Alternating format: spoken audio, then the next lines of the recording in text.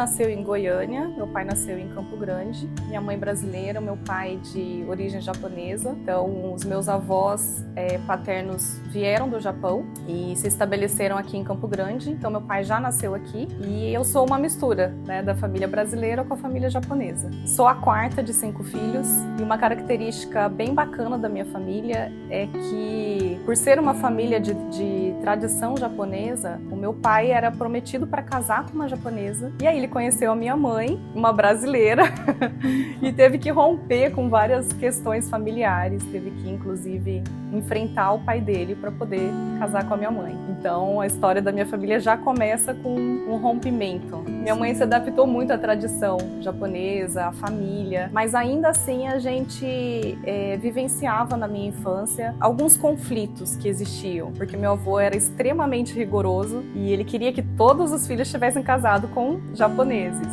E acabou que todo mundo casou com brasileiro. Então, foi uma coisa difícil para ele, mas ele teve que aceitar. Então, na minha infância, sim, a gente conviveu com algumas situações de conflito, porque a família japonesa é muito tradicional, né? E aí eu vi acontecendo esses conflitos da minha mãe com meu avô. Eles tentavam uma relação harmônica, mas em algumas situações, sim, isso acabou impactando. A Elaine, criança, era muito introspectiva, muito tímida, chorona.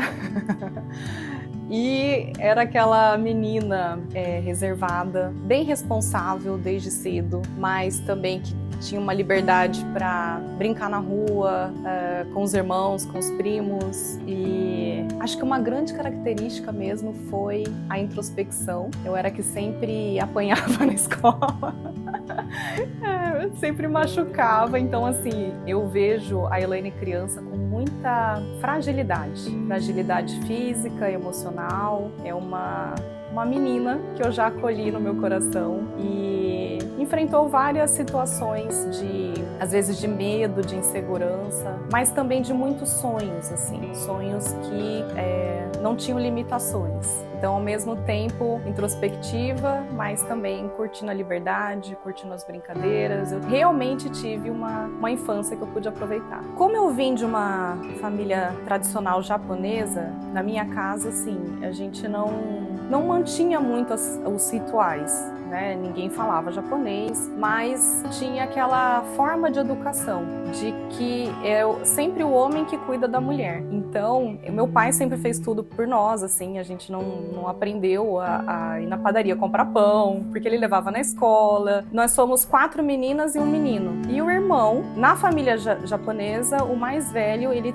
cuida de todo o resto da família. Então, com meu pai foi assim, ele fez a faculdade fora, com poucos recursos, né? Minha família toda tinha poucos recursos materiais. Então, a transição da infância para a adolescência foi um momento de descobertas, que eu comecei a pegar ônibus, aprender a fazer as coisas sozinha, comecei a procurar trabalho com 15 anos, eu e minha amiga, a gente pegou o jornal e ia batendo nos lugares procurando trabalho, mas você imagina, 15 anos com cara de 10, né? Foram os primeiros nãos que a gente ouviu, mas foi bastante importante nessa questão de busca da independência, de começar a me virar, né? Querer fazer as coisas sozinha. Eu sempre quis muito ter a minha independência financeira. Eu acho que foi um período bem marcado por essas descobertas. Eu sempre fui a CDF da turma, junto com outras japonesas CDFs. Sempre muito estudiosa, aquela que fazia as tarefas sozinha, né? Não dava trabalho para os pais. Até o ensino médio, que eu mudei de escola e aí comecei a vivenciar um pouquinho de matar a aula, né? De ter vários amigos.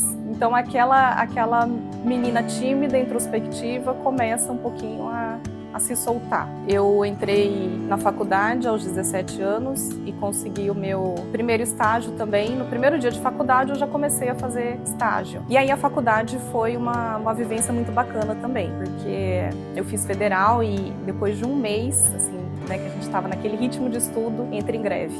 E aí a gente ia para a faculdade, não tinha aula, então a gente se reunia em rodinha de violão e jogava truco. Então algo que eu tinha expectativa de ser muito sério começou de uma forma um pouco bagunçada, que também fez parte, porque consegui me formar e também aproveitar os amigos, aproveitar tudo que a faculdade trouxe de bom. Foi a época de muitas festas, muitos amigos, muita balada de rock, foi bem bacana.